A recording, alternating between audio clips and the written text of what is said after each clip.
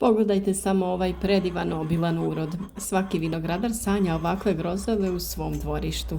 No, jeste li znali da ovakvu vrhunsku sortu možete lako preslikati na drugu lozu i to baš sada na prelazu iz proljeća u ljeto?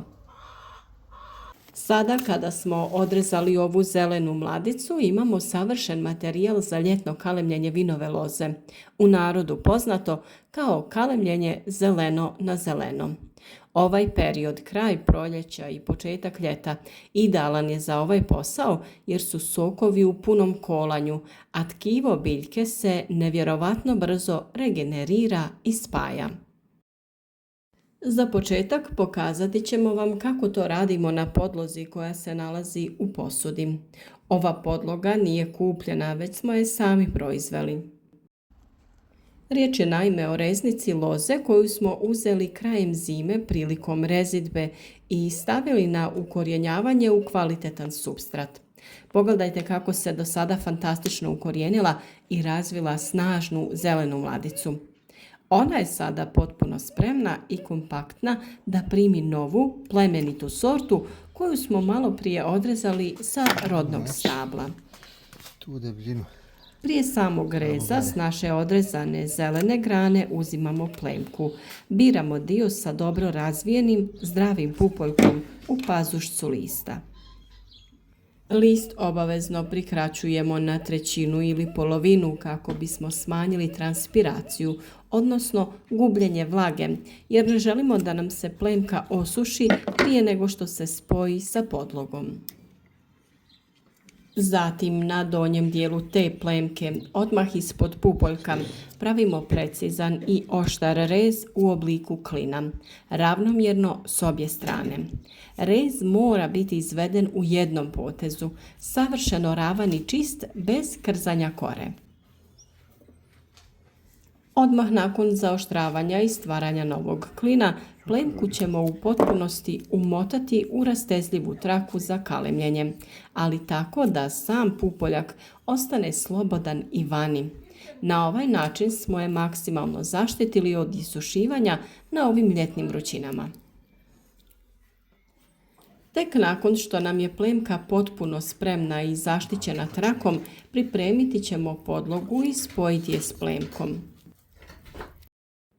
Prerežemo zelenu mladicu u posudi na visini na kojoj nam odgovara, te na sredini tog presjeka radimo okomiti rascijep, dubok, tačno onoliko koliko je dugačak klin na našoj plemki.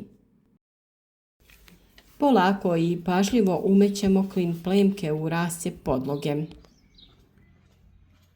Upravo ovdje leži ključ uspjeha cijelog procesa. Kambi, odnosno onaj tanki zeleni sloj ispod same kore plemke i podloge, mora se savršeno poklopiti barem na jednoj strani. Ako se ti slojevi ne dodiruju, sokovi neće poteći i kalem će propasti. Kada smo ih idealno uklopili, uzimamo još jedan komad trake i čvrsto vežemo sam spoj kako bismo ga fiksirali i izolirali od zraka. Nakon što smo završili kalemljenje u posudi, idemo direktno u vinograd da vam pokažem kako isti ovaj postupak primijeniti na već postojeći stariji trs loze koji iz nekog razloga želite prekalemiti. Možda vam se ne sviđa sorta ili vam ne rađa dobro. Princip je potpuno isti, ali radimo na mladoj zelenoj grani koja je ove godine izbila iz starog panja. Pronalazimo zdravu mladicu približno iste debljine kao naša plemka. Ponovo radimo precizan rascijep na podlozi direktno na trsu, pripremimo novi klin sa pupoljkom koji također omotamo tako da pupoljak ostane vani, te ga umećemo unutra. Zbog jakog korijenskog pritiska starog trsa vidjeti ćete kako sokovi gotovo trenutno počinju vlažiti spoj, što je odličan znak da je loza aktivna. Čvrsto vežemo traku pazeći da ne pomaknemo kambi.